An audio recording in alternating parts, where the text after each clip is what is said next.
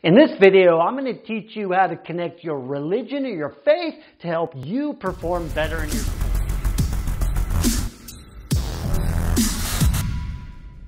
Julie was 16 when she came to me devastated that she didn't make the varsity soccer team. The varsity coach had seen her play the year before and even complimented her on her excellent defense at the end of the last game of the season as she came off the field. She had worked on her game over the summer and thought she was a shoo-in this year, but it didn't happen. And she totally felt her confidence drain away as she looked up at that bulletin board posting of the current team lineup this year. And to make things worse, 3 of her good friends did make the varsity team, and she felt totally left behind.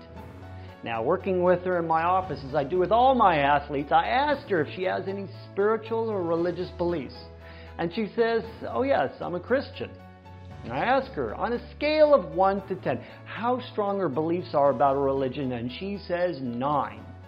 Now, this is music to my ears because I knew we were going to be able to take that strong belief, faith, and build up her confidence with it rather easily compared to some folks who have no religious beliefs.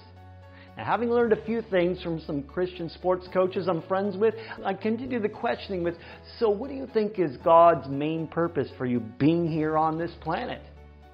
And she answered, to spread God's word and follow Jesus' teaching.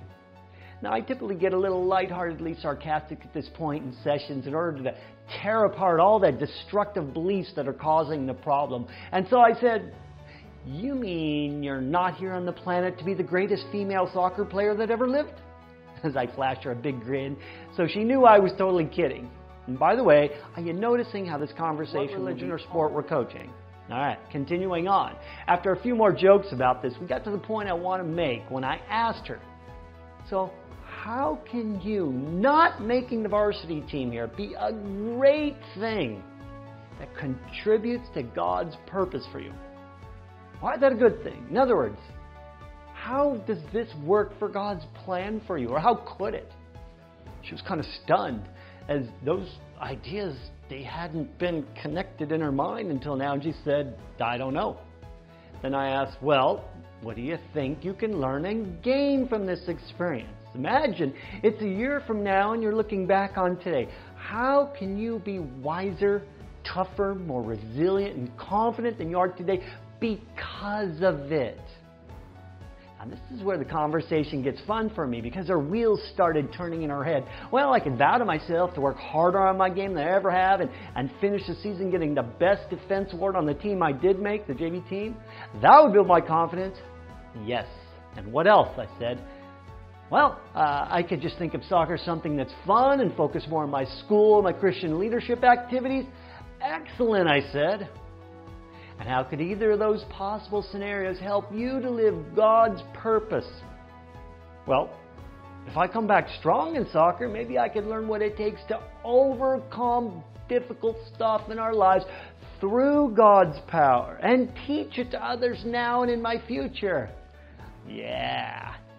And if I go the other way, well, that's obvious since I'll be spending more time and energy directly in my Christian program, meaning if she doesn't continue with soccer, I think it turned out that you not making varsity was a huge turning point in your life. And it brought you here to learn mental toughness skills so you become a ton more confident, not only in your sports, but in your life. And I asked her, is it easy being a Christian? No, she replied very strongly. I'm always being teased about being a goody two-shoes or a Jesus freak, and sometimes I feel bad about that. I said, would having a confident mindset help you withstand that kind of teasing so that you can continue God's purpose for you? Yes, she said. Well then, let's get to work. Thank God you didn't make the varsity team.